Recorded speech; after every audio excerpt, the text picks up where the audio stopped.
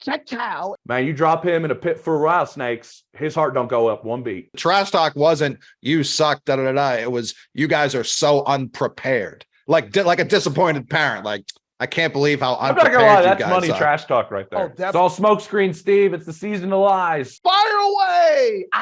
Hit that subscribe button. Cut to it, cut to it. Let's get down to it. Cut to it, cut to it, cut to it. Let's get down to it. Hey, man, I've been waiting for this. I have so much information. But let me introduce, we got Coley on the ones and twos. And then on the threes and fours, my coworker as well, James Palmer. What's going on, James? Welcome to the podcast. I've been looking forward to this, I think, longer than you. I barely slept last night. It was like Christmas Eve. Ooh. Mm-hmm. Now, I know James, so I know that's not a cap. Me and James, our synergy is— There's something there. It is something there, bro. You talking about caramel and ivory? This is a reversed Oreo right now. If y'all could just put me in the screen of the middle of them, whoa, my goodness gracious. I love it. Yeah, I have to hold on before we get started. I got to shout out to my local team here in Charlotte. We got the mint jersey, the Charlotte Hornets with the 89, and this is official. Unlike PFF, it has the right name. Oh, Smith Sr., not Smith Jr. No, Smith Sr. Get to my guys. All right. So let's set the stage right here, talking about all these quarterbacks. James, you obviously have inside information, knowing how teams are thinking. I'm learning the inside information.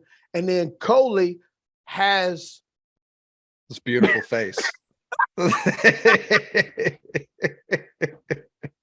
Well, Coley feels like he's overqualified more than us because let me finish, because he's watched the greatness of Tom Brady with New England for all those years. That makes it harder for me, I would argue, because I signed on to this thing. All of a sudden, it jumps me into this Zoom, and all I hear is, "No, Steve, you be the owner. I'll run the day-to-day."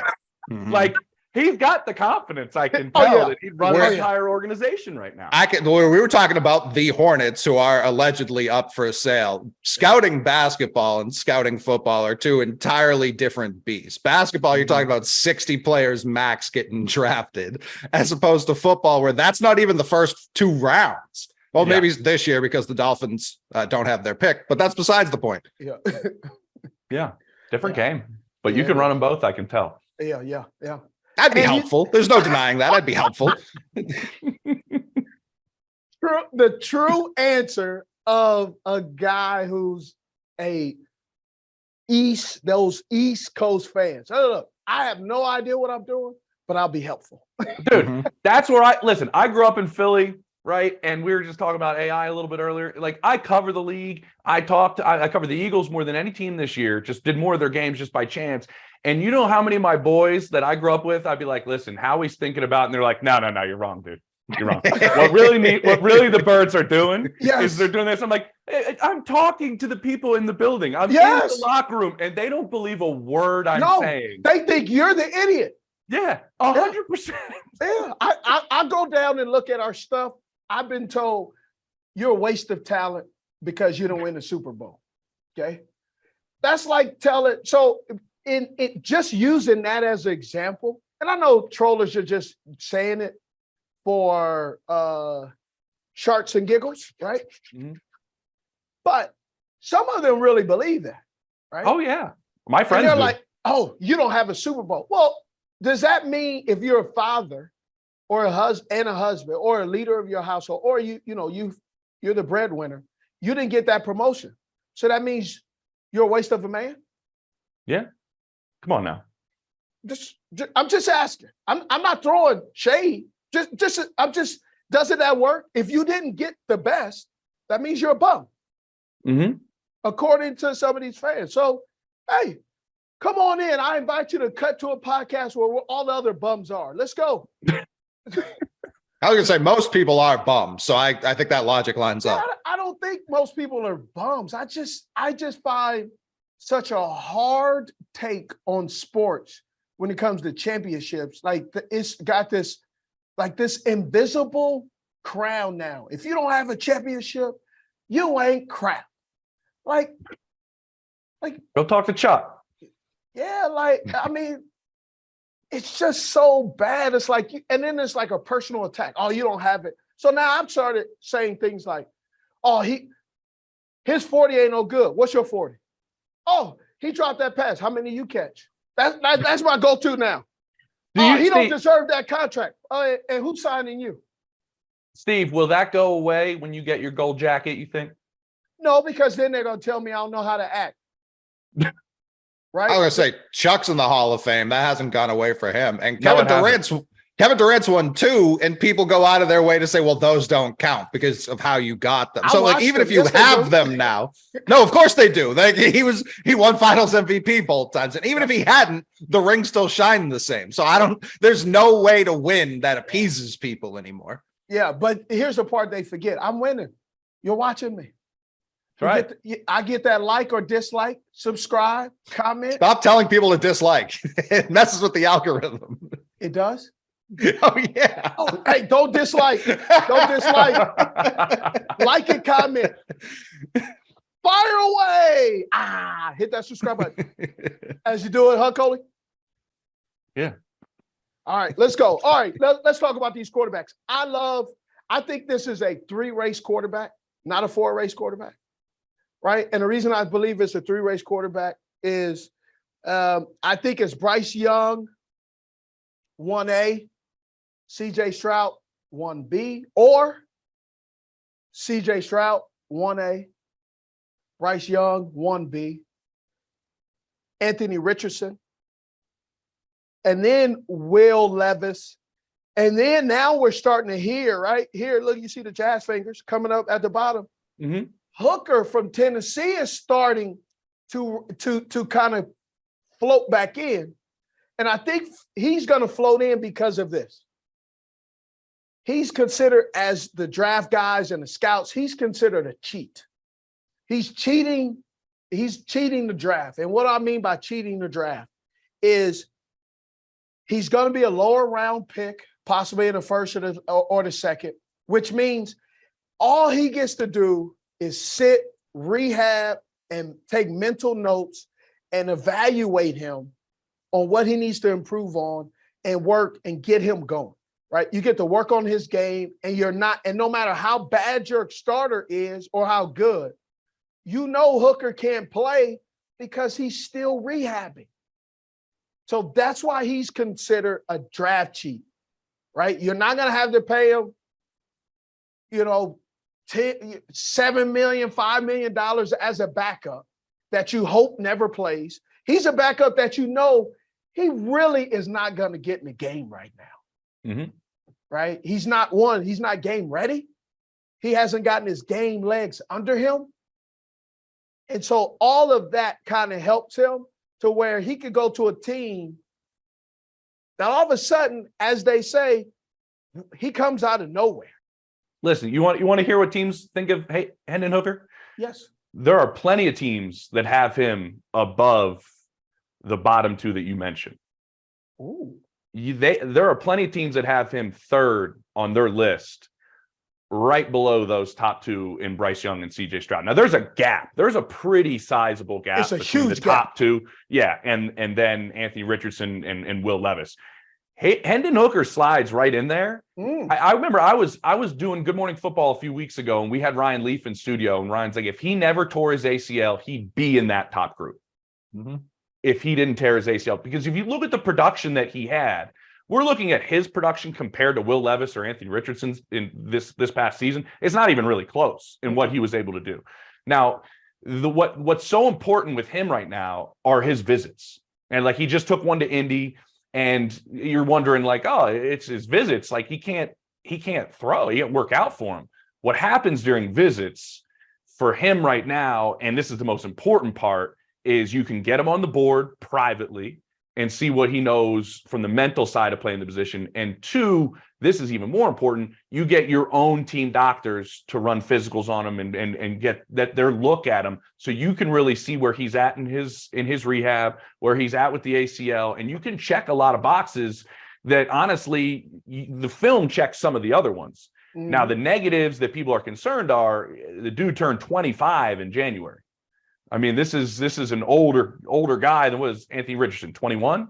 Yeah. So there's that plays into it, and then he's going to sit this year, more or less, like you're saying, Steve. So like, you're going to be playing him at 26, his rookie season. That's some teams' concern with him, and then the style of offense he came from, which essentially is that Baylor style of offense. But at the same time, there are plenty of teams that are like, I like this guy much better than Anthony Richardson or Will Levis.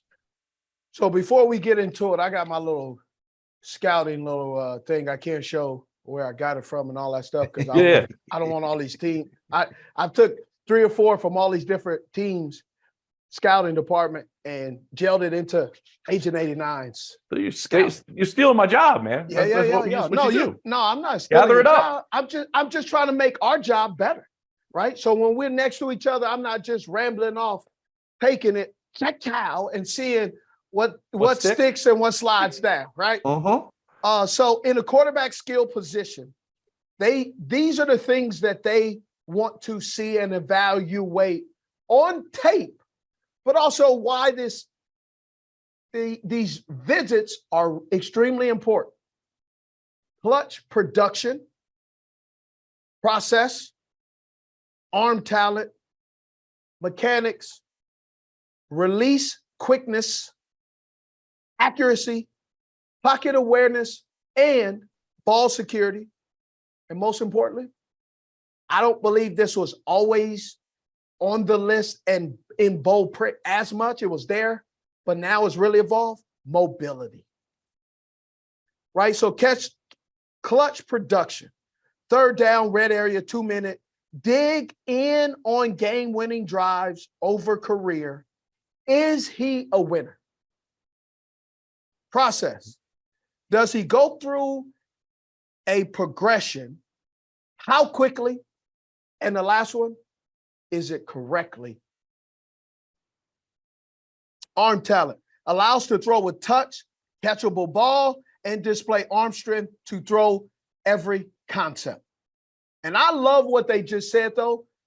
Every concept.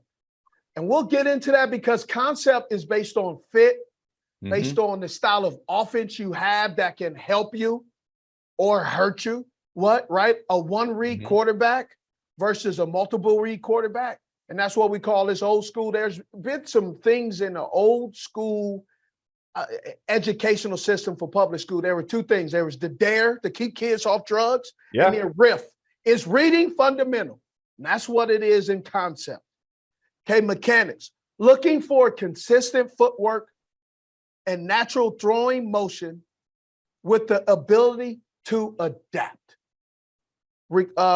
Release quickness, grading how quickly and efficient the ball gets out.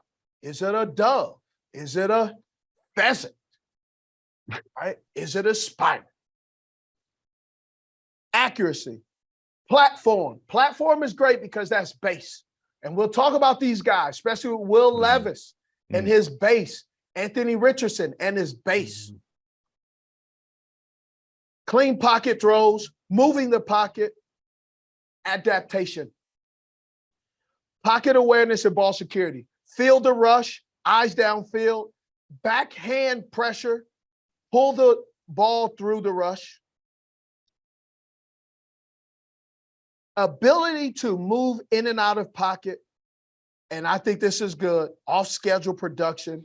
And most of all, the word they use is extended plays, but we really know that's off schedule or creativity, right? That's what they're looking at. So let's break down Bryce Young.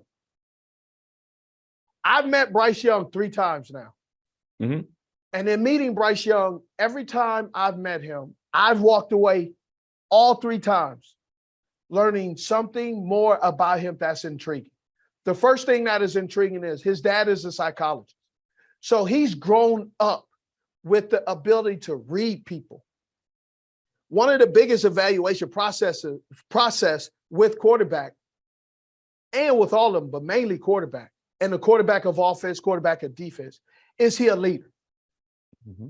Right? And being a leader is important because leadership and alpha dog, don't get those two confused as the same. An alpha dog does not always know how to adjust his message. I was an alpha dog who was extremely immature, and I was not a proper leader. I had 3 or 4 tools in my tool shed, in my tool belt. 1, jackhammer. 2, buzzsaw, hatchet, machete, any destructive tool. But look at the growth. Look at you admitting this now. Look at the growth you've had. And so that's important, meaning leadership, true good leadership is, can a guy tailor his message depending on his particular teammate? Can he change it? I was not able to change that. And that is extremely important. That is valuable.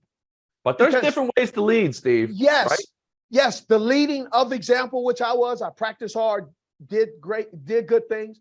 But man, articulating a message, I was the hammer. And that wears people down. Right. So, can you do that? And so I think I noticed Bryce Young he's not a leader of men because he's a young man, but he's a sit back, observe, evaluate, and then speak. And I like that about him because he's measured. And you don't have to teach him. That's who he is. Right. And that goes a long way. Yeah. Is there a part about him, Steve? Like when I met him last year and I went down to Tuscaloosa and watched him throw and had a chance to chat with him a little bit, even though he's smaller in stature, don't you get like a vibe when he walks up to you that there's just kind of like this vibe, this confidence, this like, I don't know, just kind of this feel to him, even though he just carries himself in a manner when you just approach him and talk to him that has a lot of those leadership type of qualities that you're talking about. And it's even unspoken, even before he opened his mouth. Yes. I felt that when we talked. It's different. Like, I mean, and he did some things down there that kind of check some of the boxes that you're saying. Like when Bill O'Brien got there, he kind of like took OB aside and was like, all right, this is how we do this. This is how we do these. And like more or less taught him the early portions of the offense. Like to do that with your new offensive coordinator who just came from the NFL as a head coach for a number of years and work with Tom Brady. There you go, Colby. Work with Tom Brady the number of years that he did, to have the confidence to go to your OC and say, all right, here, I'm going to show you how we do it. That takes some stones and some confidence in how you go about running this offense. That's one part of it. And then the other part in being a leader, and D'Amico Ryans talks about this a lot, and the reason I bring him up is obviously they're picking right there too, is that can you make sure the 11 guys on the other side of the ball believe in you? That matters to D'Amico. Yes. It's easier to win over the guys that are in the huddle with you because you're with them every snap. They're right there with you. There is limited time that you have with your defense to win them over. And that's huge in D'Amico's eyes if you can win that side over. And I remember talking to somebody on that side of the ball at Bama last year, and it's probably my favorite pro day quote of all time. And they said to me, man, you drop him in a pit for rattlesnakes, his heart don't go up one beat. Is that not the greatest thing ever to say about your quarterback? Yes. And that's the leadership side that you don't even need to say a whole lot when your defense believes in how you're running the program and how you're running everything. Those are a couple of the things that Bryce does with it just being himself. It's not even really forced, that kind of rub off on coaches and on players. And that leadership part is huge. And he checks every box, I'm told, from teams in terms of that side of things. He does. I was listening when I did his pro day. I was hearing, they were telling me, so on Sunday, they would do the game plan. right? So Sunday, for obviously for college, they play Saturday. So they get the game plan. They said by Monday, he already had his list of adjustments that he wanted to see in his offense. So that tells me after the game, he's already working on, right, the true essence of move on to the next game. He's moved on to the next game, looking at the adjustments, comes in Monday. Hey, coach, here's the things that we need to change. Here's what I like. Here's what I don't like. That makes it easier for people. Because now you don't have a guy that you have to corral or to chase them down. Generally what you do in college, right? You're chasing down young guys. He's already, you open up your door. You're like, oh, sorry. Hey, Bryce, I haven't even had my cup of coffee, bro. Give me 5 minutes. Like you want that out of your guy. Now, I'm not saying CJ does not have that in him. I'm just telling you what they told us while we were there, right? Now, CJ could be a great leader as well. I'm not saying he's not. I'm just giving you the intel that they've given us that you got to go, wow, he's treating it like a job and he hasn't even gotten the job yet. Yeah. There's a part that goes with it that goes with that leadership is the extra work ethic you have, which is kind of what you're talking about, because that's part of what the rest of your team sees. When they're all in the locker room and you're out there getting X number more reps or you're putting more time in, there's another former Bama quarterback that is known for this, and that's Jalen Hurts. Like he goes, and I've never heard of a quarterback, probably some guys have done this, I've just never really heard it. Like he goes to the coaches Tuesday meeting. He's the only player in there, and he sits in the back and he wants to get a jump on what they're going to start installing on Wednesday. He's like, so I'm just going to go Tuesday. He just came up with those. I'm just going to go Tuesday and see what they're going to start putting together for us on Wednesday. It's those little things. And that's like a similar trait, right? In both of them, to where any edge I can get to get a head start on blank is kind of what a lot of these guys are trying to find, these teams, in these meetings and when they talk to these head coaches and when they talk to these offensive coordinators down there. Like Bill O'Brien said after a year with Bryce, he's like, I've never been around another quarterback like this, the way he's wired, ever. And like I mentioned, he's been with some pretty talented quarterbacks, Brady being one of them. Like there is something about him that sets him apart. And everything that you mentioned, Steve, like I'm going through my head, like with all 4 guys. And I'm like, yeah, Bryce checks that. He checks that. He checks that. He checked every one of them. The only concern is the size. Like that's really, if he was 6'3", I think this is like a Trevor Lawrence. I could tell you what they prefer. You ready? Okay, hit me. Here's the measurable standards. So 6 feet, 218, 475. That's the measurable standard that they prefer. Offensive lineman, 6'5", 6'4", 310 between 315, 50 to 40, 5'1", 5'2". All right.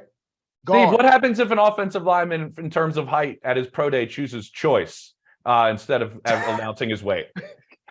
That means he's fat. That's what that means.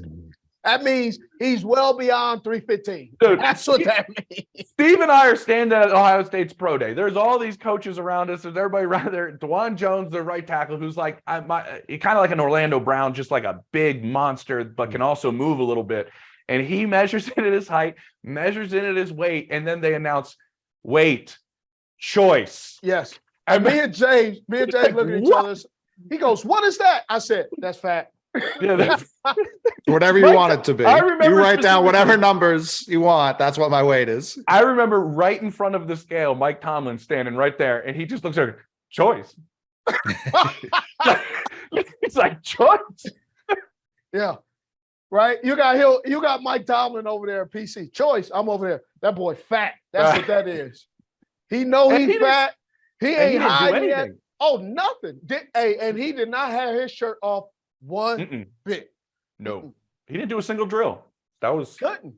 Do you think that was Jalen Carter influenced?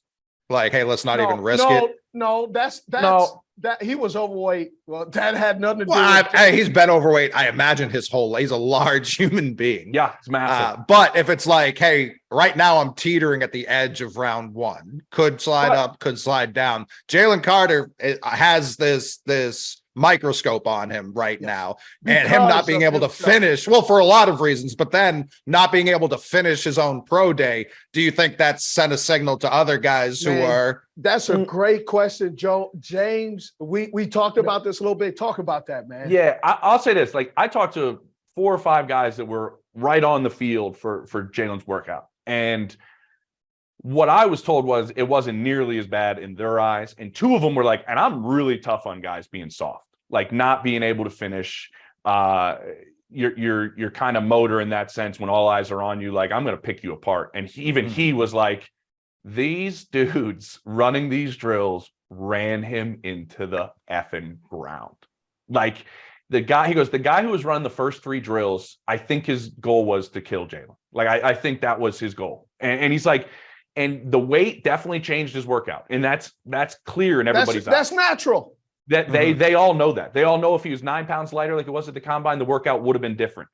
But they weren't bothered by him puking, because even after he got his ass kicked, he was still the first guy back in line for the drill. Like, he wasn't trying to do the Steven over, you lay back and you're like, hey, I just need to, and like you go first. You go first. I got this. I got it. And you like wave 2 guys in front of you. Yeah. Like, no, that didn't happen with him. He still went to the front of the line every single next drill. And they were like, his first 7 were great drill. Like, the 8 and 9 were a disaster because he had nothing. He had nothing left. Now, there is a thing going around because of the off the field stuff, that the polite thing, I guess polite's the right word. Instead of knocking him on the off the field stuff, you knock him for his pro day. Yes. Any way I can take him down a peg is, man, the dude he wasn't ready for his pro day. He didn't do, like, if I can just knock him for something, I'm not going to say it's the off the field stuff. I'm going to say he effed up his pro day.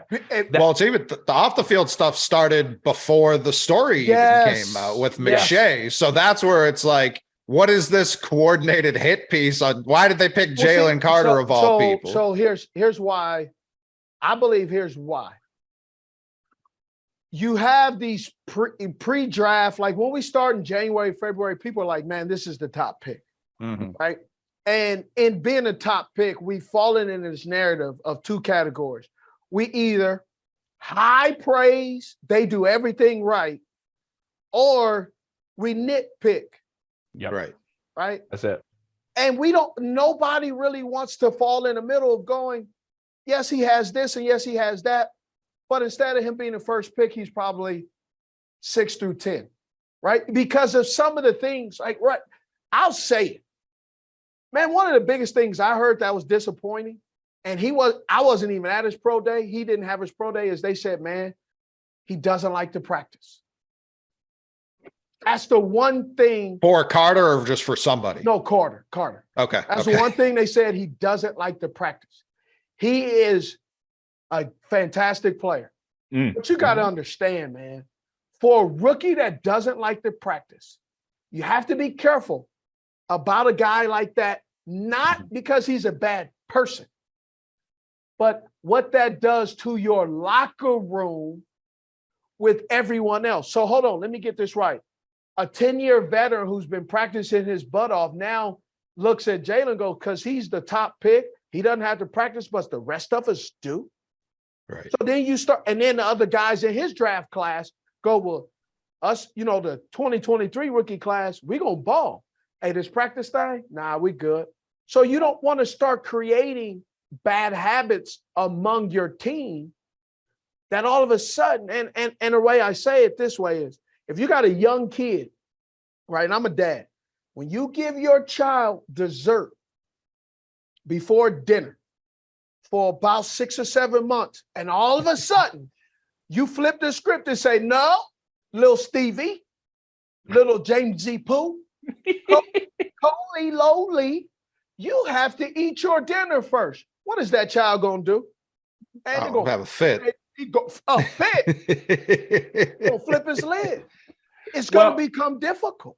Hearing Jalen Carter be the not practice guy is interesting because I believe it was the Wake Forest quarterback made a video last month where they played Georgia last year and got absolutely ran off the field. And he said Jalen Carter specifically had some of the strongest trash talk he ever heard, but the trash talk wasn't "you suck," da da da da. It was "you guys are so unprepared," like a disappointed parent. Like, I can't believe how I'm not unprepared gonna lie, you that's guys money are. trash talk right there. Oh, Like, It's unbelievable because it's psychological. Yeah, It's very psychological. Like, that's next you guys, yeah. But to me, that's like, all right, maybe he's not practicing, but he's doing all the other work necessary Yes, for the but game. But you can't have a guy who doesn't want to practice. Just like you can't have a guy who has his own office upstairs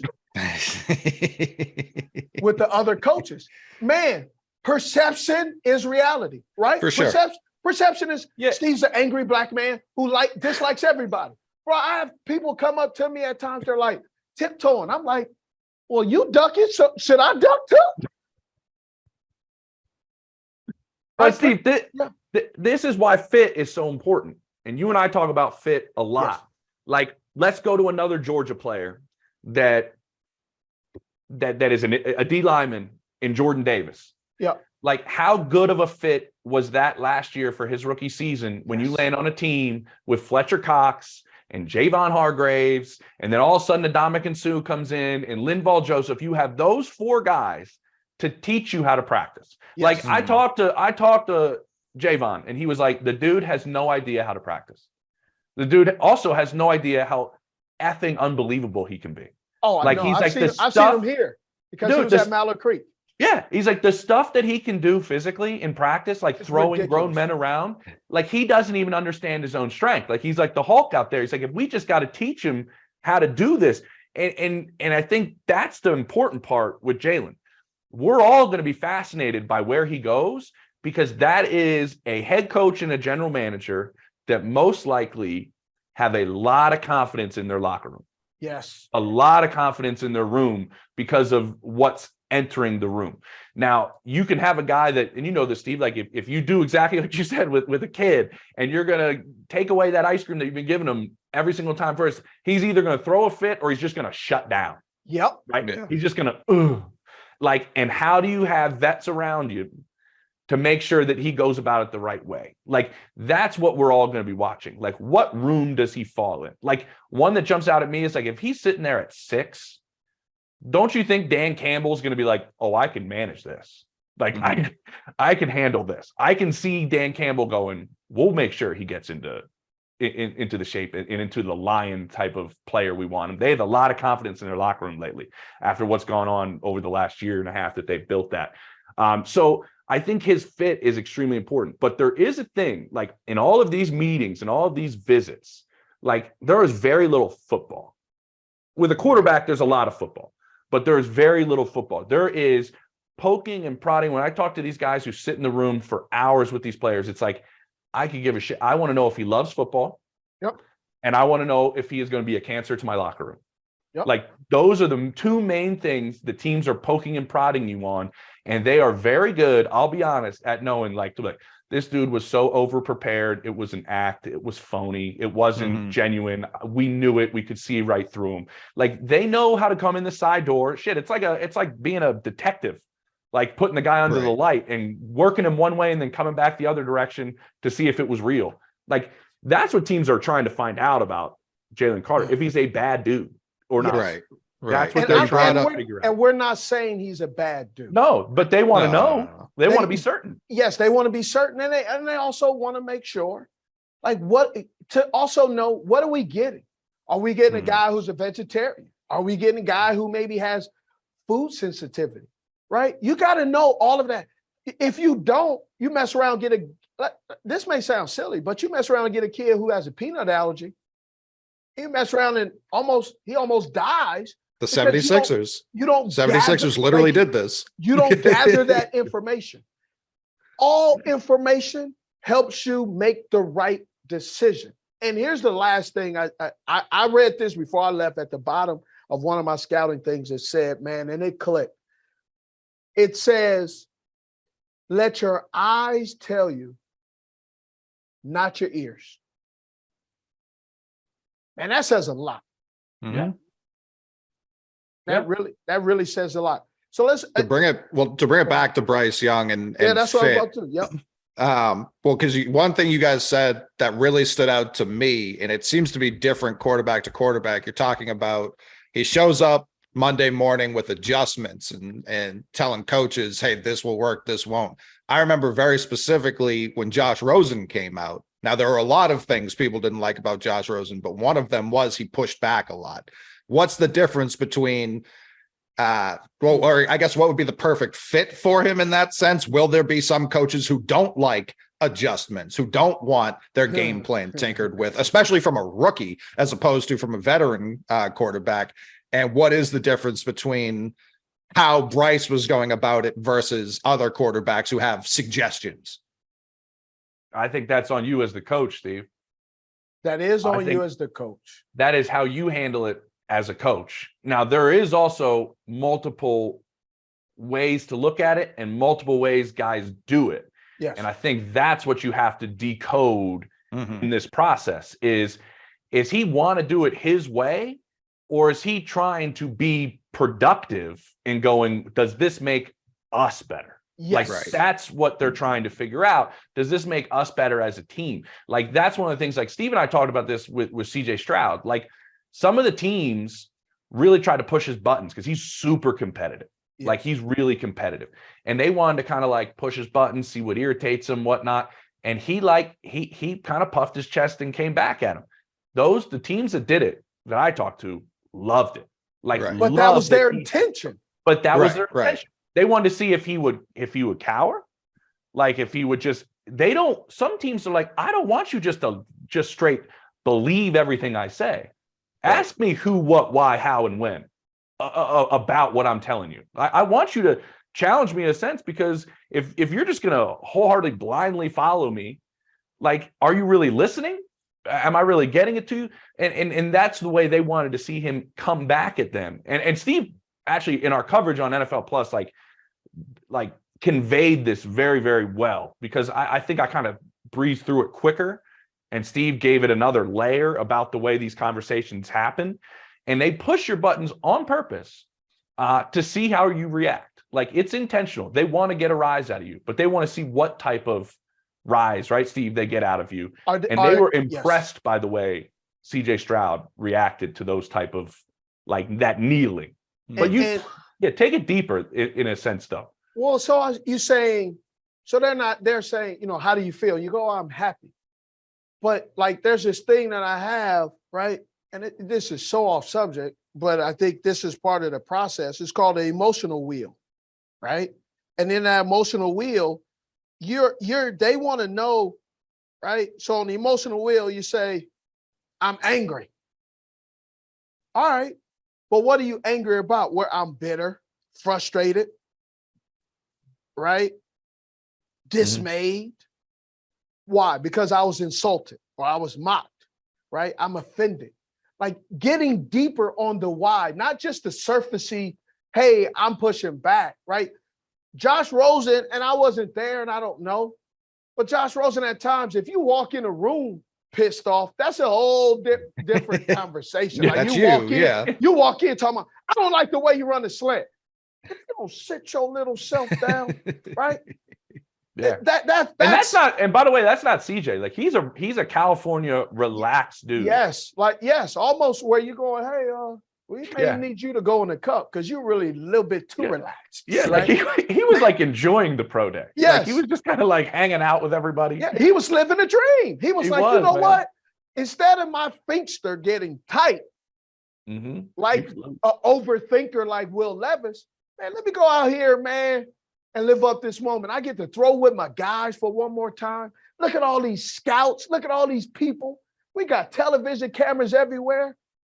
And there's a confidence to that, though, right? Yes, let this light shine, right? Where we could go with Will Levis, who's a guy who is an overthinker, who has a high anxiety, who sometimes when you look at his film, they had a terrible offensive line.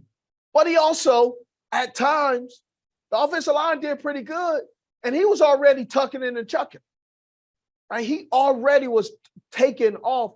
And those are the things that, is he happy feet? Right? Is he gonna be a guy that keeps his platform quiet No. and he's going through his progressions? No, right? And so let's get into it. Bryce, I love Bryce has a strong arm, pure placement, right? Accuracy, his processing is head above CJ. I'm telling you right now, teams have told me CJ Stroud is a fantastic football player and he's an okay process. When you compare him to Bryce Young, it ain't even in the same ballpark, doggy. It's not. CJ is taller. Bryce is shorter. Bryce processing is taller. CJ's processing is shorter when you compare the two. It's not, I'm talking about it's in the 70s, 80s, and CJ is not in the 70s or 80s. That's all I'm saying. So this is the way the teams are evaluating right now between the two of them. Daniel Jeremiah kind of leaked this. It's private information, but the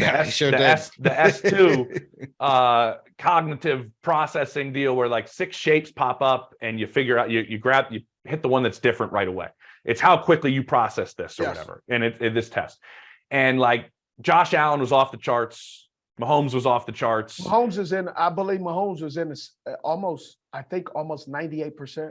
But yeah, like those two guys were bonkers. Brock Purdy was number 1 among quarterbacks last year in this test. And the number 1 quarterback this year was Bryce Young. Like this is valued, which this is something, just take it for what you want. Like Brock Purdy was number 1 last year. Who is running the show in Houston with the number 2 pick? DeMeco Ryans and Bobby Slowick, both coming out of San Francisco, who picked Brock Purdy and had a lot of success with him. Do they value that more so than anything else? And if CJ doesn't have that, would they pass on him at 2 if Bryce Young goes 1? That's something to keep an eye on. But the part that CJ does well that helps him, like, you know this, Steve, we're measuring all of these different things you're listing on a scale, right? Yep. And you can be lower in one and higher in another that helps bring this one up. Yes. Right? So what teams have loved about CJ, which is rare for college quarterbacks, is when he goes through his progressions and he processes, he doesn't just go through it with his eyes and his arm, he goes through it with his feet, which is a rare thing for college quarterbacks. Correct. They do not do it very well. CJ Stroud does that very well. Now, he may process a little slower than, say, Bryce Young is going through these, but he is already ready to release the football because of his mechanics and his footwork, which I'm saying brings him up a little bit and where he's lacking maybe in one spot. Hold on, James. Yeah. And I have on my notes what makes his arm talent is he's a rhythm thrower. Mm-hmm. Right? When he gets in a rhythm, whoo. But if he gets out of rhythm, like the Iowa game, things lead to turnovers. It leads to mistakes, right? You know who they think he's like? Who? Dak. Okay. Dak is like that. Yep. Like Dak stays in a rhythm. I'm here. Sure. And then all of a sudden it's that's when the mistakes happen. Now I was told that, but also they were like, but CJ as a whole still made very few mistakes. Like, correct. But that's when his mistakes happened, was when it kind of got so deep into the progressions where it's like, okay, I'm kind of out of options here. Yeah. Now where do I go with the football next? The comp I've heard from a couple teams, like that's kind of Dak in a sense, because also you're seeing the positive of Dak too when it's absolutely, and that's a great comparison. Yeah, it's spot on. When I heard it, I was like, yeah, that makes a lot of sense. Now, what CJ does is a thrower, Steve, and I want to get your opinion on this because as a guy who caught footballs pretty decently for a living, some people don't think it was well enough to win a championship, but the way he throws the football, it's quick. Yes. It's kind of a different release. Some teams can't put their finger on it. Yeah. But it's kind of like some teams have said it's robotic but not stiff, which is a weird thing to say, but I get it. Like it's the same over the top almost every time, but like it's a really good ball. It's layered. It has great touch on it. And the point that they need him to succeed in the next level, and this is what they say he needs to do because of everything you're saying with the way he throws the ball, he needs to be able to throw the ball with a guy in his face, with somebody Yes. bearing down on him. He gets the ball out quick, but can he, since he might find the spot a beat slower than Bryce does, He has a to be guy's able going to be a get hit in beat the closer mouth. to him, and he's got to be able to hit in the mouth and do it. Teams think he can do it, but in terms of the ball he throws with this motion that some people can't put their finger on, does that affect you as a pass catcher at all? Or do you like the ball he throws?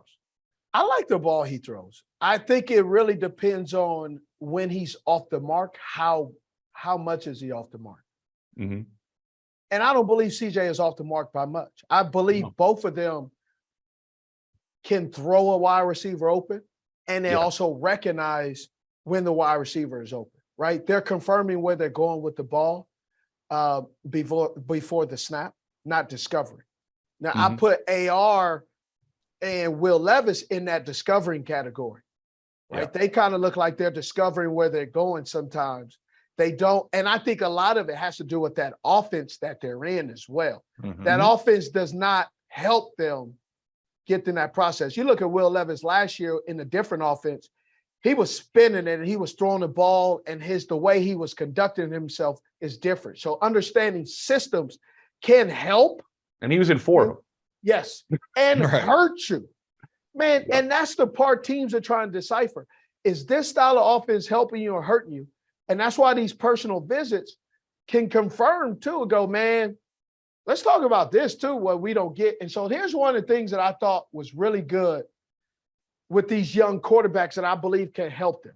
When you talk about Bryce Young, you talk about CJ, you talk about Will, AR, right? One of the things is, does the creativity of the defensive coordinator help a team? Like, I'm going down these lines and think about this. The Giants, their defensive coordinator, Wink Martindale, right? Bengals, their guy. Chiefs was Spags. Jaguars with Coley. Obviously the Panthers now, who they have, and the Philadelphia Eagles prior to.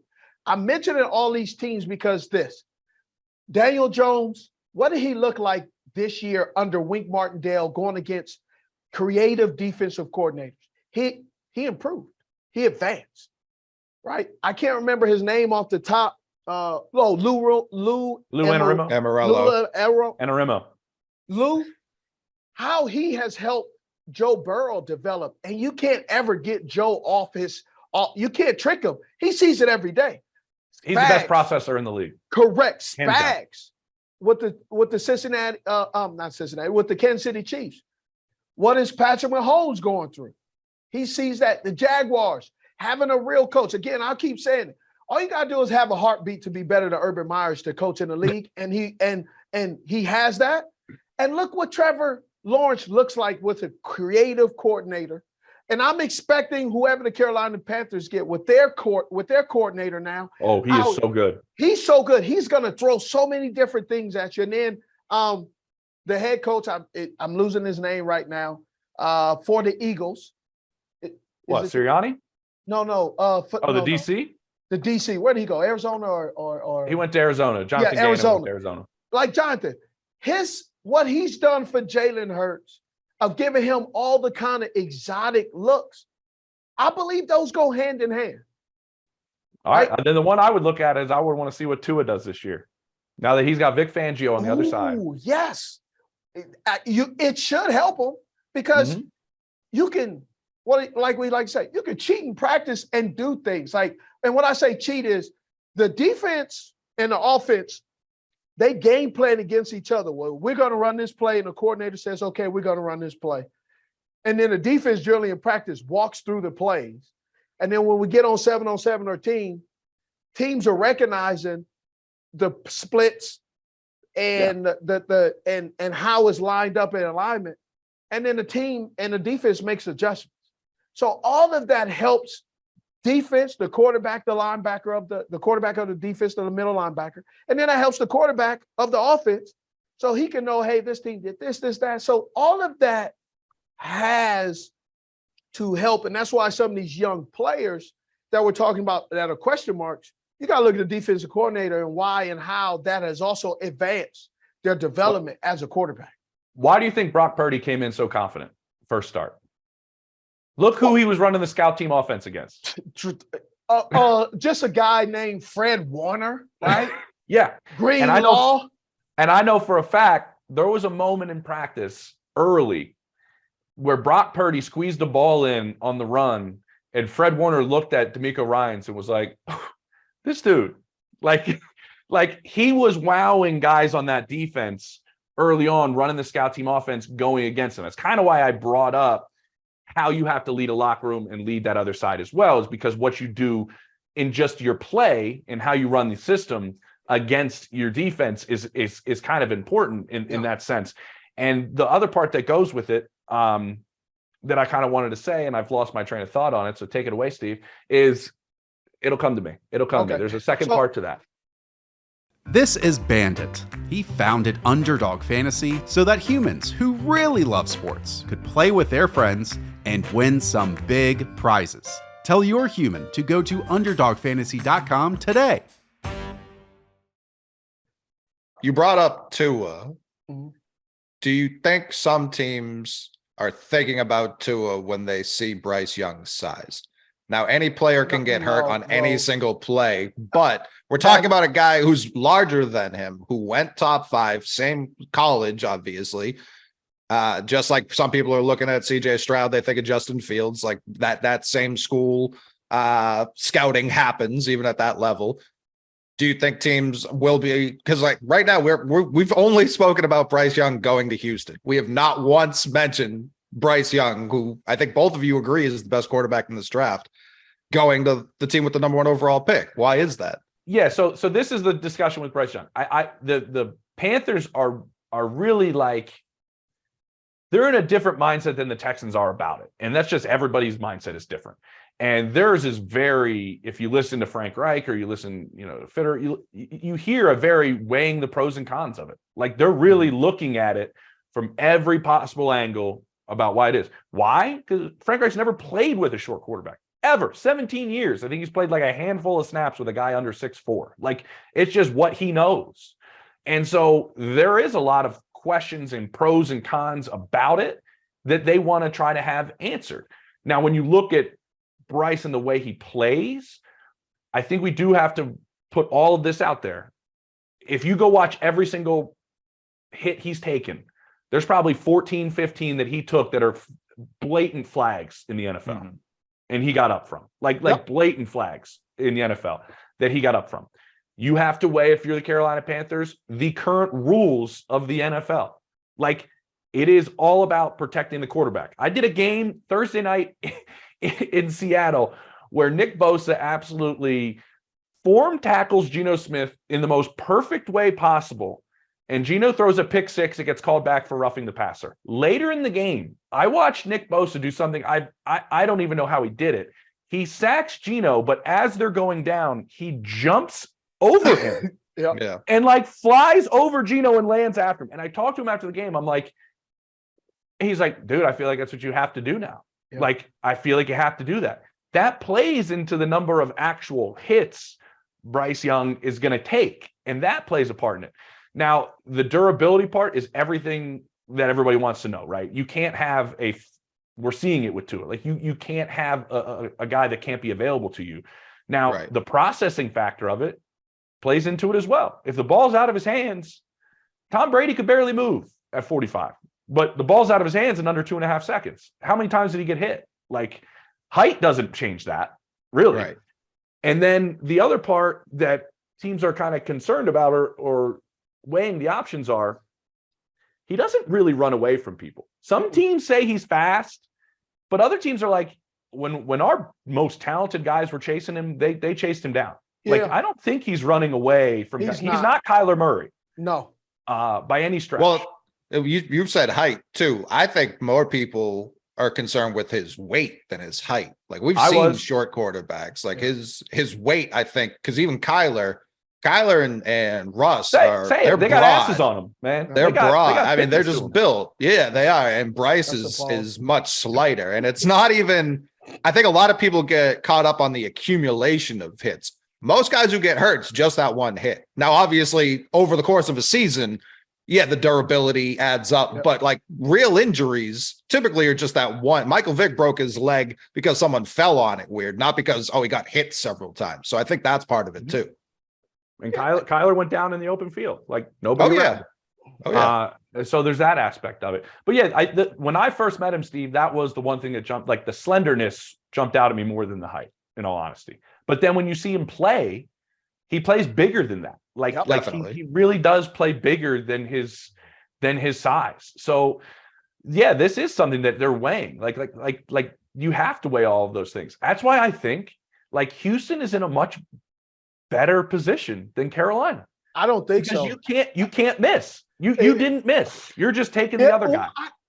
You know what I'm saying? Like you are not in the position that you picked the wrong guy. Yeah. Unless AR is the best of all of them, then both of them missed. Well, so first of all, AR is the best as far as athleticism. Let's talk about him. Let's talk about for sure. But hold on, before you get to that, one of the things that I did want to tell you, right, that I do think you talk about his footwork. I think one of the traits that he doesn't do well is he doesn't get away from people and he drops his eyes. Bryce Young drops his eyes when he takes off running. So there's times where he has the ability to extend the play, but he drops his eyes. So he loses sometimes where his guys are, right?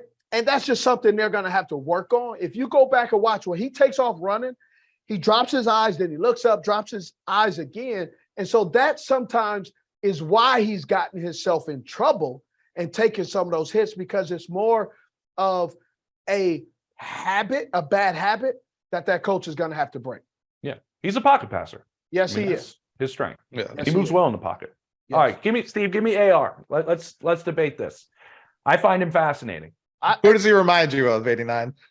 See, he doesn't. See, before I say it, he does not remind me of Cam. I don't think that's a fair comparison. It's not fair at all. Because here's the other thing. Cam has some good years too, right? And so a lot of people are trying to take that away. Was Cam inaccurate? Yes. But don't sit here and act like Cam was out here, he was out here, couldn't hit the broadside of a barn. He couldn't do this, he couldn't do that. That's not a fair assessment. Cam was the league MVP.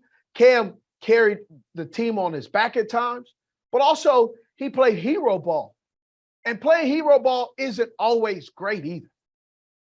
And so there is sometimes you got to be careful with this whole comparison, because we try to compare way too much.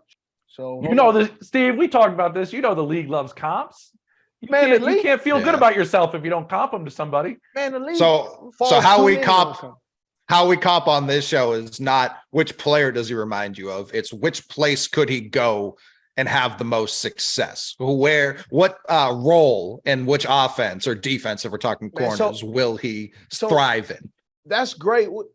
I think you could get yourself in trouble if you are not prepared and have good coaches to coach him. Bucky said something that really stood out to me that I got to get to it is, what offense can Anthony Richard play in? It takes a different formula. And I love that, because you find at times, and right, we're going to use this as an example. Bro, there are times, right? When I was in Baltimore with Gary Kubiak, I struggled in his offense in the beginning. One, learning it, because I didn't learn the West Coast offense till 13 years prior to my rookie year. Mm-hmm. Gary wanted particular things. Man, we need you +4, outside the numbers, running this play like this, like that. And he would show me film on Andre Johnson. And I'm like, decent player. Decent. More than decent. I love Dre. That's fine. I love Dre too. But man, Dre was doing things. I'm like, man, my little old self can't do that. The way I run, like Dre would run, chop, break down almost completely, chop, and run the in route. Man, I couldn't do that.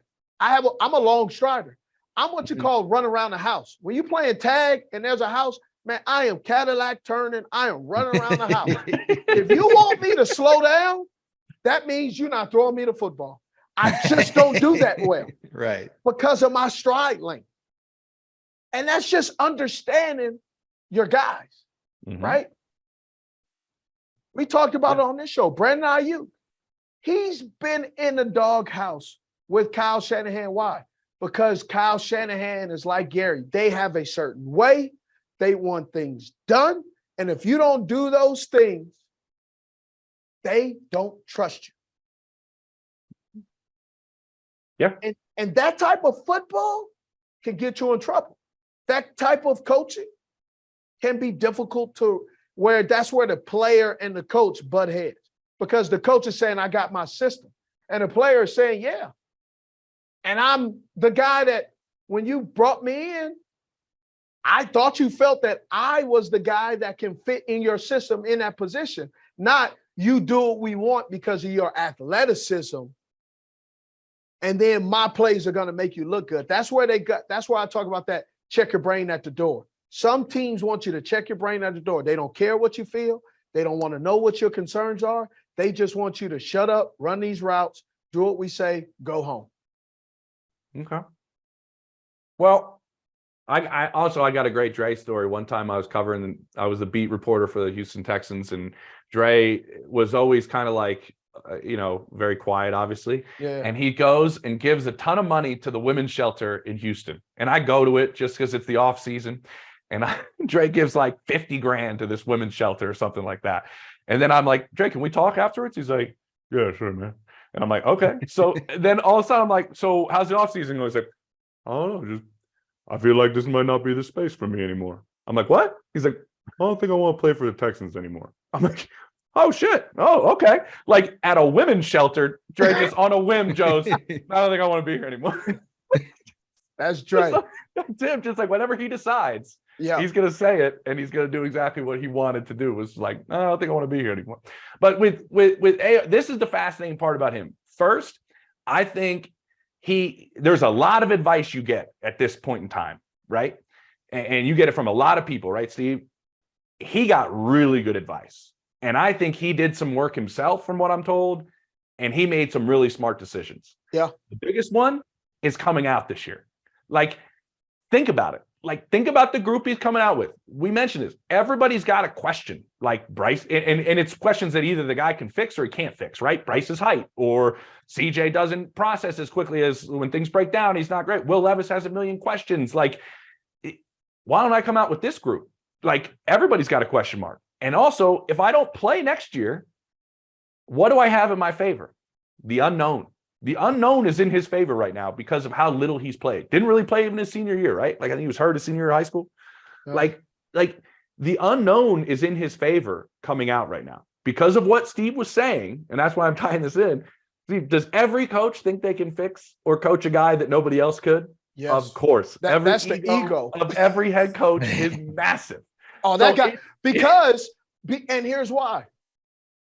Tell me if I'm wrong, James. Okay. The egos of the coach, man, that coach on that team, he's an idiot. He has no idea what he's doing. Right? 100%. It's 100% right. Like, wait till I get my hands on him. Yes. Let me tell you, hey, Joe Judd, not exaggerating, he has no idea what he's doing with quarterbacks. He's screwed over 2 quarterbacks now. 2. He's done such a good job in New York. They said, you're out of here. Then he goes to New England, and they say, you're doing such a good job. We're going to hire a guy in college to come back because he's 10 times better than you. That was more Patricia than Judge, but I'm not here to defend Judge. The quarterback coach, bro. Sure, yeah. I think they both did a poor job. I think poor is an understatement. Is a gross understatement. Because you saying poor is an understatement is saying I'm black is an understatement. Listen, when I was making the rounds during training camp, late in training camp, going from site to site, like there were places that I was going through, they were like that no people in New England, they were like, dude, it is so bad right now. They are messing with this kid like you wouldn't believe. He's got no clue what's going on. He's got no idea who's running the offense. They took forever to decide. Like, No wonder, like, don't get mad at Mac for talking to people outside the building to make himself better. Nobody in the building knew what the hell they were doing with him. Like, that was the problem. And because I think Mac is actually a pretty decent player. I just think I think Bill's actually going to be better for him, even though they didn't. Look at him. The first conversation. What was the first conversation we ever had about Mac Jones? And who'd you say was better? Out of Mac Jones and who? The guy whose name you won't even say anymore. What are you talking about? Baker Mayfield. You said Baker was better than Mac. Not 12 months ago. Now he's pretty decent. Yeah. I never said Mac Jones wasn't. I never said I didn't like Mac Jones or he wasn't a good player. You're the one that been on. We could have better. We could, but you don't. Not currently. No. Well, his rookie year, he was the best rookie quarterback out of that group. No. So as we've said, it's a lot to do with Urban Meyer. Well, listen. Here's the other part. Here's the other part. Man, at the time, the individual you were talking about, I was also talking. I was the preseason for the Panthers. I know. Did I drag the man through the mud? Right. This wasn't we weren't on camera. Like, this wasn't recorded. This was just me and you talking. I mean, I was having false hope. I'm sorry. Okay. I understand it. I understand. That's okay. I understand. That's okay. Speaking of processors, Mac was the best processor in that draft. For sure. Yeah. For sure. He was clearly the best. I also think part of last year, they were trying to hire Bill O'Brien last year. I think that's why it got so dragged out. And at the end, they were just like, well, I guess we're stuck with Joe Judge and Matt Patricia. I guess we're stuck. Let's get these two left-handed idiots. Right. Yeah. It was not a good plan. Not here to defend the plan. So with this, and this stems back to like the ego, like you got to see where he lands. Everybody knows it's a project because he just hasn't played. Like that was my other part with Purdy. Like that's the same thing that Bryce and CJ have over the other two is experience, and teams value experience, big plays. Yes. And making big plays in big games. Like I remember that's what won the Texans over for Deshaun Watson when Rick Smith sat in the stands for that Clemson national championship game. And we're like, this dude just owned everybody in this game. Mm-hmm. And then the other part, and this is part, Steve, that you mentioned in your list. I'm just remember this with Deshaun. When he made his visit to the Texans and he sat in the cafeteria, like everybody the table just kept growing around him with players. Players just wanted to gravitate towards him. And that was like a selling point to Houston. Obviously, some other things have gone completely awry, but that's the type of thing you want from your quarterback where dudes just want to be around him. Like they just want to be around your guy. And I think that's where there's some concerns around the league about Levis, that he's not a bad dude. He's just a little quirky. He works hard, but it's just a little different. Not sure if he can lead my room is some concerns from some teams. But back to AR, the thing that's the major debate, and I want to get your guys' opinion on this, is there's two schools of thought with him. Since he hasn't played, you play him right away. Because of the athletic ability, he can figure things out on the fly. Other teams say you got to sit him and he's got to watch and he's got to learn. Yes. I'm telling you, the teams are kind of split on this because I agree. I don't want to say it's like Mahomes, but like Pat had so much talent. If he'll tell you where that first year went that he won MVP, he was like, dude, I was dropping back and just making it up as I went. Like, but he's just so talented. It's just, it's him and the rest of the planet. But like, that helped him learn it from doing it, right, Steve? So there is an aspect of some people are doing it and doing it and learning it. They're trying to figure out with Anthony Richardson which one is a better fit for us. If say you're Seattle, who's taking a look at all these quarterbacks, even though they re-up Geno, like, do you want him to sit? Like, would they sit him? Is that a better situation? Yes, I think Seattle is a great example of sitting him. Mm-hmm. Exactly. Because you know who Geno is and you know what your offense is. And he's going to help him too. Like Geno's going to help him too. Correct. Because Geno's great. But you don't play Anthony Richardson early and hang him out to dry like in my opinion. I don't see him going to the Colts or Houston and you play him automatically off the bat, because here's why. First of all, the offense that Houston is going to run. Do you really think he could go two? Well, here's the problem with Houston. Here's the problem. Here's the problem with Houston. Houston's general manager has not been to any of the quarterbacks' pro days. None. Bryce Young's pro day at Tuscaloosa. You know where? You know where he was? You want to know where their general manager was? I'm assuming Houston. He was at SMU's pro day. It's all smokescreen, Steve. It's the season of lies. No, that's not a smoke screen. If you ask who's that Sam Houston? Rashad Rice? He ain't the second overall pick. They have many picks. You need to be in that room to be able to see it. Because what did I say when I started off? The one thing about scouting, don't listen to what that you hear, what you see. I think they're sold on the tape. I was going to say, can't that be tape? I think they're sold on the tape. Yes, you can be sold on the tape, but you got to get there just to make sure, because when you read people, you can sense some things. And yes, all Houston are going to have all their guys in there. But man, that was 12, 13 days ago. He's went back to the lab and checked off hey, Houston's going to ask you this. Hey, you're going to be asked this. Here's the answer. It's nothing. I think you gain so much by bumping into a guy in the hallway before he goes, hey, buddy, how you doing? Think about it. If you got a guy who clearly doesn't have headphones on, he's there to impress, and you say good morning, and he looks at you and roll your eyes, that's a flag. I'm not saying it's a red flag, but it's a flag. You got to go. I've talked to a lot of scouts, Steve, that have said, like, when I'm at the pro day, I know the way the dude can throw, right? Like, I know he can throw. I want to see how he treats the kid that hands him the water. Like, I want to see how he treats, like, I've had scouts tell me that. Like, I want to know the little, like, grad assistant that like wants to be a GM someday, and he's 18 years old running on up. Like, does he hand him the water back? Does he drop the bottle on the ground? Does he help the kid out? Does he throw it to him? Yeah, like, teams look at everything you do from the minute they walk in the door. They want to run into you off the playing surface. They want to run into you someplace in the facility where you don't know you're going to run into them. Like, that is what teams are looking at. The one exception was DK Metcalf and AJ Brown, but they're not quarterbacks. But that was one of my favorite pro days, because they skipped everything. No helping anybody out on the bench, no screaming, you got this, supporting their teammates. They weighed in, left, came back in, burst through two double doors topless, said, time to run routes, let's go.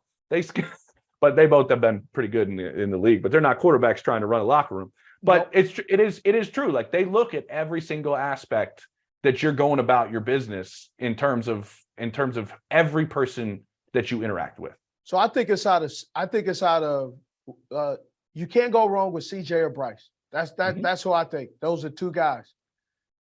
And I think Anthony Richardson, and then it's Will Levis. Anthony Richardson, I think he has a cannon of an arm. He's a guy that you're going to have to run deep and intermediate routes. He's not a check down Charlie. He doesn't have any touch on the ball. His footwork is inconsistent. You can look at some of his tape, man. He missed a darn flat route to a running back on one of the games. Man, I thought it was a glitch. I thought somebody was joking around and edited the photo. He almost hit the guy or the girl in the stands. That's how overthrown it was. But that's what you're working with. None of these guys are perfect. They all have deficiencies. There's always something somebody doesn't like my hat. People don't like the way I wear my hat. Oh, I love it. I know you're coming when I see it. Very unique. Thank you. I love it. All right. I grew up on watching A Different World. All I need is the glasses. Oh, and you can flip them up. Yes, sir. Right. That's right. But is different strokes for different folks. That's why we got all these different fast food restaurants. I don't care, and I don't know how, but damn, Arby's always got one or two people in their drive-through line. I don't know. We're not here to disparage Arby's. Right. As a show, we don't stand for this. Yeah, man, I understand listen, any show that's talking about we got the meats, I'm out. But listen, Steve, what's your opinion? Because there are plenty of people in the league, and everybody uses Josh Allen as the comp. Yeah. Right? Everybody wants to use comp. My opinion, and other people's opinion in the league, is Josh Allen is the outlier. Yes. He is the exception to the rule. You cannot just become an accurate passer. No. Like that is something that just doesn't really happen. And when you got to work on it too. You got to work. And you go, and I know you know Brandon real well. And I've talked to Brandon Bean about this too. Like the work that Josh Allen put in to get this. Daboll gets credit. Ken Dorsey gets credit. Josh should get the most credit for what he did to turn himself around as 53% completion percentage at Wyoming. Yep. But then everybody thinks because that happened, this guy can do it. Like we're talking about it because it doesn't happen. That's why we talk about it. And that's why we give Josh Allen the credit he deserves. Like most teams believe you are either accurate or you're inaccurate. And it doesn't matter with your mechanics to some teams. Aaron Rodgers throws from every single angle imaginable, and he is unbelievably accurate. Kirk Cousins throws the exact same way every single time, and he's incredibly accurate. The point is, you're just either accurate or you're not accurate. Yep. That is the way a lot of teams believe. So the pass that you're talking about and some of the balls that Will Levis has thrown, teams are going, I don't know if that's fixable because there's one guy we've seen that's been able to fix it. So Josh Allen is an outlier. I'm not trying to take credit away from him. The Bills are the bigger outlier there because we see teams year after year take guys in the top 10. They're not good immediately. They throw them in the trash. Josh Allen, there's already some revisionist history going on with his career. He did not set the world on fire immediately. He was very inaccurate for multiple years. Yeah. The Bills had a plan. They stuck with him. And much like the Eagles last year, they went out and they got him good receivers. They got him good. They put him in a position to succeed. But you know why they were sold? Because when they were struggling and having those issues, I remember Brandon Bean telling me this. He had no problem putting the team on his back as a rookie and trying to go out. And they for sure. That's why I don't want to take anything. I don't want to take anything away from Josh. Yeah, because he obviously has put in the work. But a lot of these teams, they take these guys. They don't have 5-year plans. GM doesn't have that time. The coach doesn't have that time. We don't have put it on the player in the league, and we don't have patience as a society. But here's why, though. James, let's talk about this. Okay. Personnel and coaches. Let's use the Bills as an example. And that former quarterback that they got, Ohio State, who they transferred over to a wide receiver. Tell me about, let's talk about that, remember? Yeah, Braxton Miller? Yeah, Braxton Miller. Braxton Miller was a quarterback in college, right? Mm-hmm. Sure was. He switched to wide receiver. Go with the story. So he switches to wide receiver. And if you remember, like he started running some gadget stuff when they were running two. I remember they come out of Virginia Tech to start the season, and we don't know Urban doesn't tell anybody who the quarterback's going to be. And then just Braxton Miller runs out. Then they share, and then they do all this stuff at the quarterback. And he switches to full-time receiver after he's done playing for the combine, for everything. So like not a receiver. And I remember talking to coaches and talking to teams going, because I'm an Ohio State guy, like, is this dude with unbelievable athletic ability and escapability and an open space? He's an unbelievable ball carrier. Can he be a successful wide receiver? The thing I was told repeatedly was, I need to know who his position coach is. Why? That was the number one thing, because there are a lot of bad position coaches in the NFL. And that matters. So multiple teams said, if he lands with this guy, he could be something. He lands with this team, he in trouble. He ain't going to be something. And so that point translates everywhere. Braxton never really ended up being anything. Now, I'm not going to blame the Texans wide receiver coach 100% for anything. It just might not have worked. But his chances were grossly increased if he lands with the proper position coach. And that's what we're talking about with a guy like Will Levis, with a guy like Anthony Richardson. I think with both of them, who's the quarterback coach? Who's the OC? Who's the head coach? If it's an offensive-minded head coach, because they need to know how to work with that player. It's not like what you were talking about earlier, Steve. Like, I need you to run this, and that's the only way we're doing it. I look at their skill sets, and I don't think there's one. You gotta mold sometimes to guys' skill sets. Andy Reid, one of his greatest coaching jobs is playing to Patrick Mahomes' strengths. Like, always playing to his strengths. Like, that is one of the things that every player that I've ever talked to that played for Andy Reid loves. Like, what does this guy do well? And we will thrive in putting him in those situations. Like, that's the way he builds his offense. So how do you get somebody like Anthony Richardson and try to put him in a box, right, Steve, if you have the wrong system for him? That's why I do think fit matters a lot for a couple of these quarterbacks. It is everything. It's not just like the locker room you're landing in. Like, that's why I think teams like Philly stay successful, because they can draft guys to land them in a great fit. Like I mentioned, Jordan Davis, Cam Jurgens on the other side. Like, you drafted one of the best centers in the draft last year to sit behind Jason Kelsey. Like, most teams wouldn't do that. Like, we got an all-pro center. We're not drafting a center. They took like arguably the best center in the draft last year and had him sit behind Jason Kelsey. Like, that's fit. That situation, that's huge for a player's growth and huge for a player's chances of success being increased.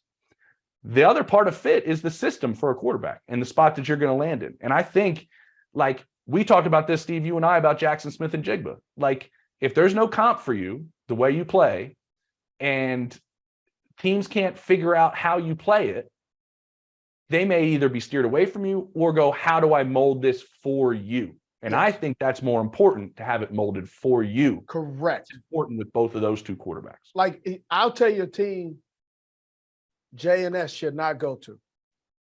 Hit me. The Jacksonville Jaguars. Do you want to know why? I think you're going to tell me. It has nothing to do with Trevor Lawrence. Trevor Lawrence. It has to do with if J&S goes to Jacksonville, you got J&S, Zay Jones, JSN, Zay Jones, Christian Kirk. And Eric Ebron runs a lot of that slot stuff. Yes, they're all the same players. Mm-hmm. That's why they went and traded for Calvin Ridley, who's not even eligible to play, is because when he is, he's that downfield threat that allows the underneath stuff to go. Where that often, I'm telling you, with Calvin Ridley getting on that team, and if he's reinstated, bro, that offense. He's reinstated. He's reinstated. Yeah. That offense is about to explode next year. Big time. I'm talking about, I'm not talking about a little bit. I'm not talking about, like a peanut butter and jelly, throw some toast on it, and it's delicious. I'm talking about like. Oh, I talked to Dougie P about it. Yes. He's drawing stuff up specifically for. Bro, he is excited. I'm talking about the mad scientist is up in that thing. He is jumping. It's like, hell, it's like when I find a $20 or $100, or actually not me, $20 or $100 when my wife finds it in the washing machine. My wife said the other day, I heard her go, yes. I said, what? She said, nothing. She found a 20. She was like, thank you. Right? That's it. That's what it is. Just, you're not looking for it. You're not poor. But man, when you find a $20 just off the happenstance, you're over there like, yes, got me one. They're in a great spot. You know where where a good spot for him would be? Oh, where? Chargers. Oh. Both those guys on the outside. Yeah, I like that. But the only thing, though, Palmer gets, he's going to get pushed aside. He's a better route runner than Palmer. Yeah, and the problem is they don't have it's funny, I'm going to talk about this on NFL Network today. Like, they don't have a speedster, and that's what they're missing. And Jackson isn't that either. No, but also with both those guys, the attention they draw to the outside, this is one of the reasons why Austin Eckler's been such a good pass catcher for them, is because the middle of the field is just open, all the time. All it is just like the option routes on linebackers for Austin Eckler. It's a nightmare for the linebacker. Like, you do whatever you want. Imagine putting Jackson Smith and Jigba in the middle of the field when you got to worry about those guys on the outside. Like, I had one scout tell me, he's like, dude, I could care less about what his 40 is. I could care less about a single trait that he has.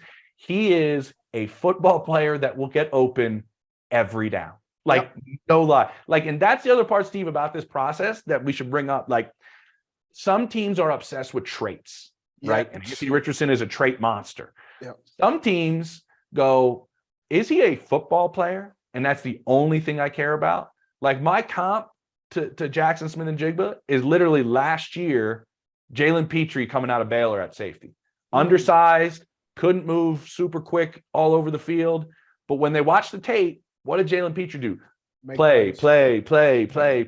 And what did he do on a terrible defense in Houston this past year? 147 tackles, 5 picks. I think he was 5th in defensive rookie of the year as a second. Like, dude just makes plays. Like, teams overthink this process sometimes too much, to where they just should watch it and go, dude's a football player.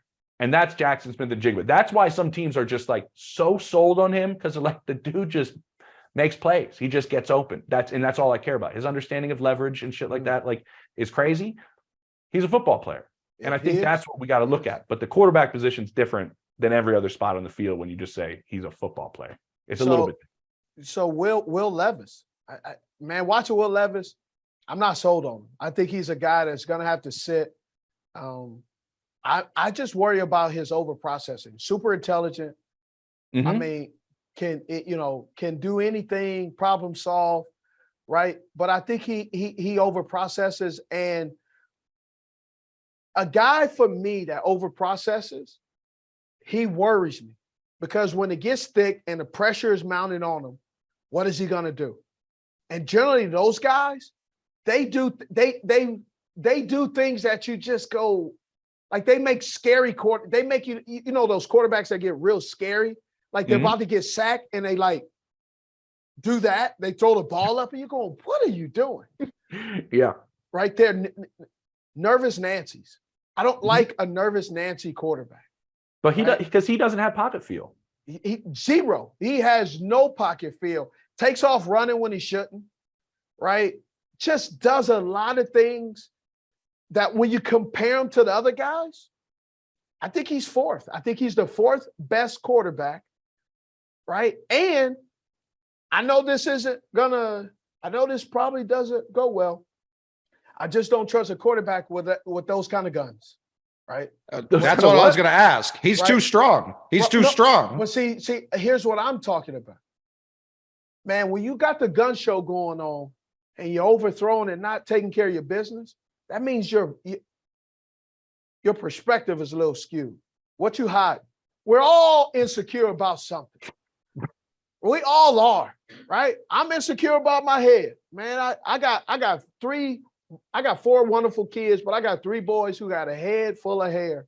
And they say, Dad, can I get my hair dyed? Do it. Because when it go, bro, it goes, right? Yeah. So when my quarterback is greased up at the gun show, I'm going, what you hiding? Why are you doing all that? Is hitting the ceiling this year the new, like, I guess Zach so. Wilson throw? I guess, right? That's the thing this year. You got to hit the ceiling. I guess so. But with Will Levis, I just go, you're too worried about the gun show. You're insecure. You're doing selfies in the mirror. You're telling me something. And that's just me. Now you can say, oh, Steve, you're nitpicking. Yeah, I'm nitpicking. You don't see Joe Burrow flexing you don't see Joe Mixon doing a selfie of his gun show in his bathroom. Okay. That's all I'm saying. There's one Joe Burrow selfie specifically that's very fun. He's got the LeBron jersey on and it's too small for him, but he was in high school. Like, he's not showing off the guns. Joey B can do no wrong in my eyes. I don't mind. Listen, I'm just nitpicking and going through the process that's what this time period is. That's what people forget. Like, who are the extremely jacked? Like, he looks like he's out of NFL blitz. Like, even mechanically, like, you can't repeat the same mode. Like, you don't see jacked pitchers. You don't, like, Tom Brady didn't lift weights. He focused just on pliability because he wanted that elasticity in his arm. Like, the last QB I can think of that was that jacked was Tebow.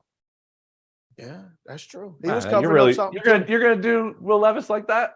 That's your listen. Where are you gonna mock Will Levis? I bet it's Josh McDaniels at 7, isn't it? Dude, there are plenty of teams. There are plenty of teams that do not have a first round grade on Will Levis. Right. Plenty of teams. Yeah, I'm just telling you what got me. But quarterbacks are always going to get overdrafted. They have to, because there's so many bad ones that are on teams. Exactly. But I also see, like, I like Jed York's thinking in San Francisco. Like, their mentality is, and we're seeing it, like, you can't have too many quarterbacks. Right. Like, well, you can't, but some of them actually have to be good. True, but here's the point. They did run out last. They ran out of quarterbacks. They did run out of quarterbacks. But the point is, and I get what they're thinking is, there are so few people that are good at this skill set. I mean, there's 32 teams. There are not 32 guys on the planet that are very, very good at doing this. I heard somebody else say that a couple of weeks ago. There aren't 32 better. Oh, some guy? Okay. Yeah. Well, we'll see how he does. Listen, there's more than 32 that know all the processes. Well, can we talk about They can that for take a snap, second? They can do all of that. Talk about But what? my point is, if there's there's like we talked about it earlier with accuracy and things like that, the guys that can create, like there's only a handful of guys that have ever walked the planet that can play the position like an Aaron Rodgers or a Patrick Mahomes or whatever. So your chances of getting one of them is not great. They're already taken. Yes. Right? They're already taken. So what are you going to do as the next group? Increase your chances of at least finding somebody that can play. Get multiple guys. There's some buildings that go, we will take a quarterback every year if it falls that way. Just to take them, just to have the guy in your building to increase your chances. What did Brock Purdy do for them? Like picking him, you end up Trey Lance that you traded up like crazy for, and we could get into that and how big of a mistake that was. And they should have taken Mac because they loved Mac. They can have him. They should. I think Mac in that system would thrive. In that system. I agree. I agree. But taking Brock Purdy at the end, like some teams think you just keep taking them and you keep swinging. You keep having a guy in the building for the what if or the possibility. And the other part that I do think is funny is now everybody's saying, "Oh, he's the next Brock Purdy." Well, y'all didn't even think Brock Purdy was who Brock Purdy was. So stop jumping to that. Now go back. What do you want to talk about? What are you over there? You was about to fall out your chair. I love Cam as a fan. I love Cam. Between him, I think it's DJ Fluker. Let the kids have the pro day. This is not about you. This is not about pros. Let the kids do the pro day. Get a job. This is what I say about the 28-year-old still playing college football and basketball too. Go get a job. I don't need you at the pro day. It's not for you. I love Cam. Okay, to Cam's defense though, when he had his pro day coming out at Auburn, his brother hiked the ball, was his center. His brother, I get that part of it. Is coming out as a wide receiver who used to play quarterback, and so he was able to throw with him. His brother. But that's not what Cam said. No, I understand what he said, but I'm just telling you the meaning behind it. So it's an opportunity. That part I get. The Newtons to continue doing that tradition as their family and brothers and football players. So I get that. I was just saying when he said the 32, they ain't better, 32 better. Now, obviously, the Detroit Lions feel like this is a great move for them. So they picked him up and they like what they saw. So I don't think it's a bad thing. Well, nobody wanted the Detroit Lions quarterback, and they were a top 5 offense last year in pretty much every single category. What else? What else? Like at this time period, Steve, I'm curious that you're hearing, like, not just with these quarterbacks, but like with the process. Because I'm always curious about the process. Because like you've talked to some teams about the process, and I'm always fascinated how teams do it because it's not the same in every building. Like it really varies. It really varies. And it's interesting. Every team has like their different lingo, right? Like some call them 5 stars, some call them blue chips. Yeah, some of them, they used to do 7-star, they all varies 3, 2, 1, 2, 2, 1, 2, 3, like all the different things. Man, what I'm really learning about this process from these other teams and just the lingo is, man, just the evaluation process of how and why. Like they're not just looking for a guy to check a box. They're trying to fill out paperwork, right? They're trying to say, you introduce your name. Hey, I'm Bryce Young. Hey, I'm CJ Stroud. Hey, I'm Will Levis. Hey, I'm Anthony Richardson. But they're figuring out, does he look me in the eye when he talks? Is he on time, right? I've heard some stories of guys that are like, man, we brought in a guy, took him to dinner. After dinner, we know because he's in our team hotel. So they say, yeah, he had some people come through. Yeah, he left, right? He left at 1 o'clock in the morning and then was tardy to the breakfast. Oh, man, I overslept. Yeah, you overslept because you were out gallivanting. Good word.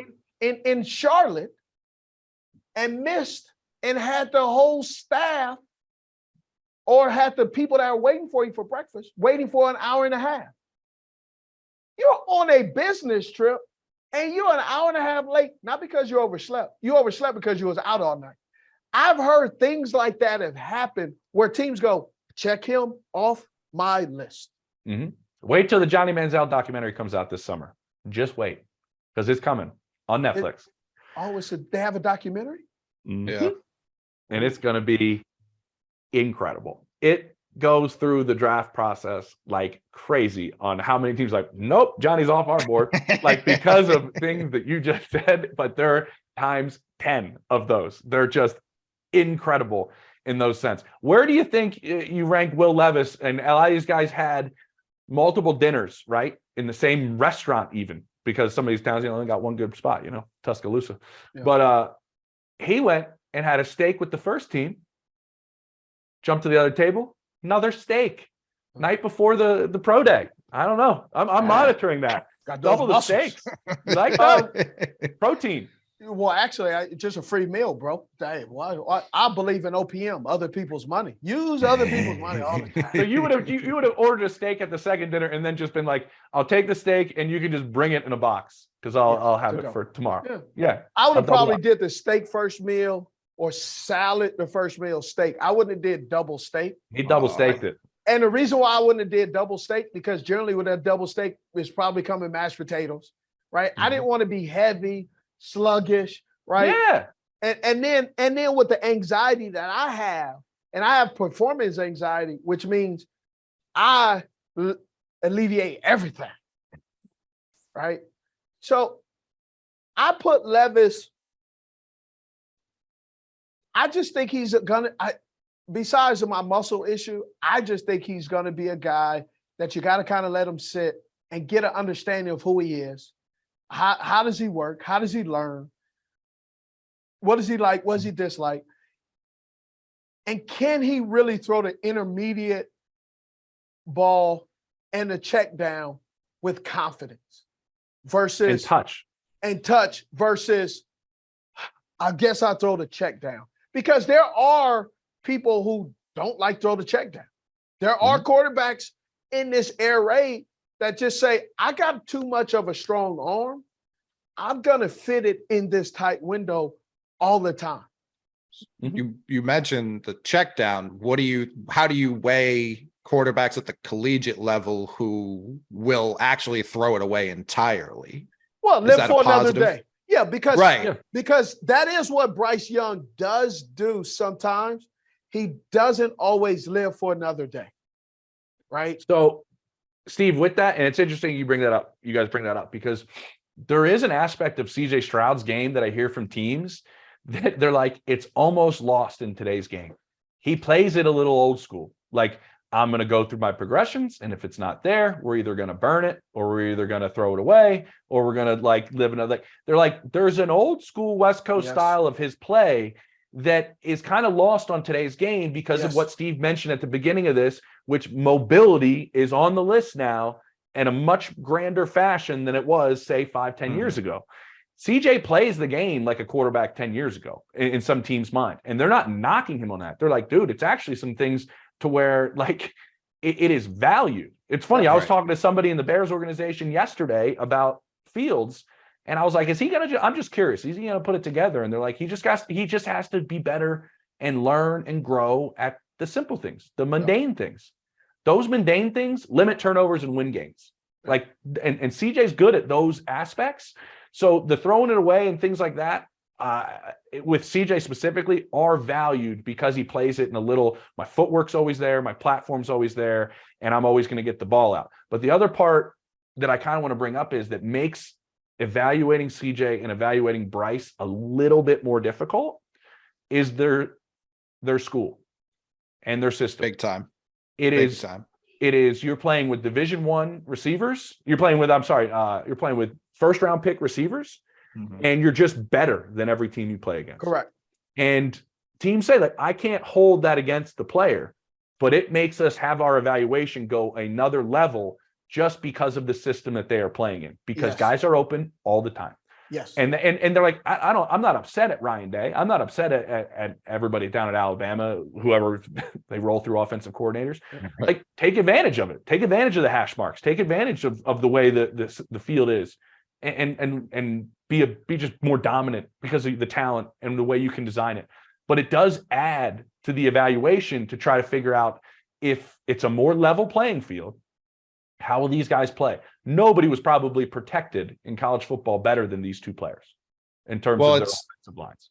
It's trying to figure out what these players can't do as well, because Fields tested like an elite runner, but that wasn't part of Ohio State's offense. And then we saw CJ Stroud he gets billed as this pocket passer up until the Georgia game where he has to run for his life. And now it's like, well, wait a minute. Can this guy, does he have a little bit more Fields mobility in him than we're even giving him credit for? And the reason I bring up the throwaway part of the game, Anthony Richardson had the highest throwaway percentage in all of college football last year. And part of that is because he doesn't have a single top 100 receiving option in that offense. And his best running back played for the Texans last year. Dameon Pierce left Florida, so he didn't even have that to lean on.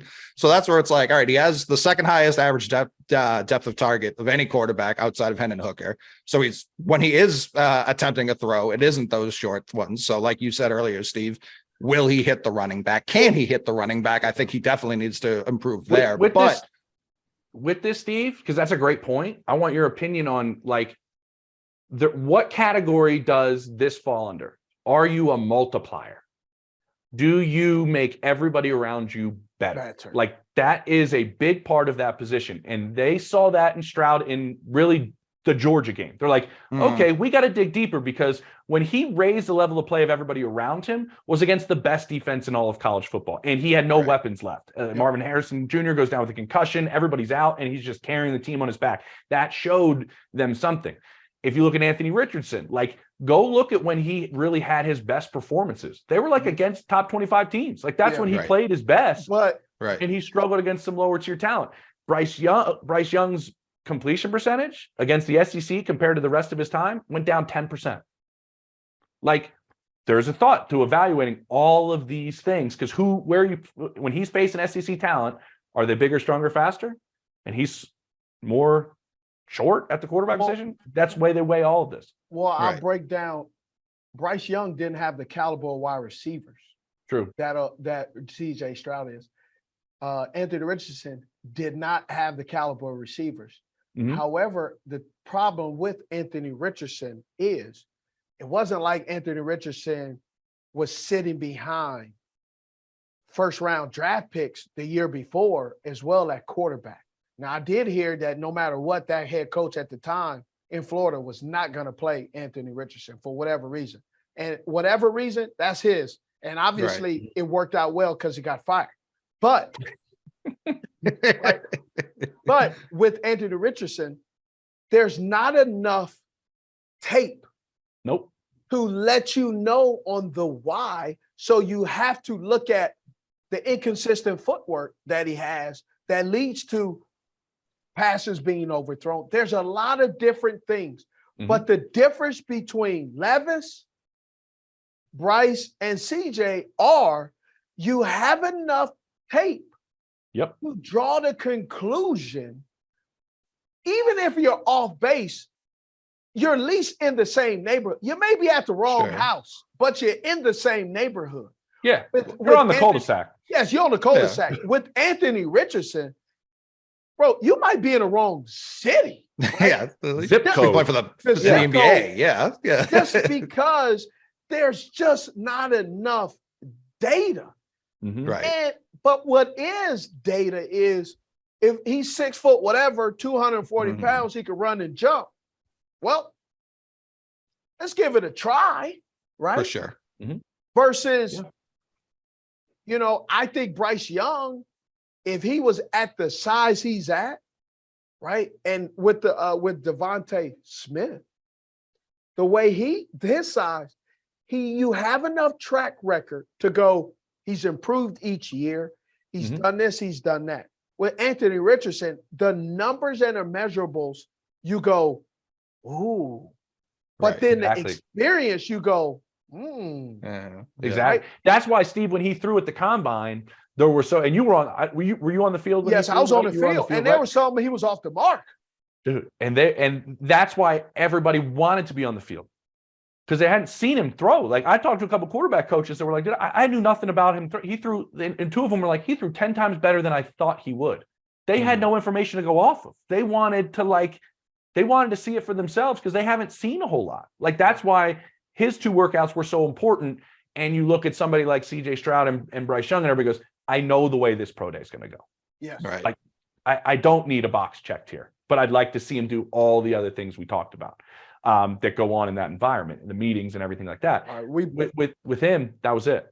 all right. So I think we got our show. You got to go. I got to go. So ultimately, who are the Panthers picking? You got to wait till draft day. Who are the Houston Texans picking? You got to wait till the draft day. Do I know? I don't know who they're picking. They're still doing the process. And if I did know, I'm not going to tell you snitches. Hey, Do you think the Panthers know? Do you think the Panthers know right now? I don't. I'm think not they've asking if you know.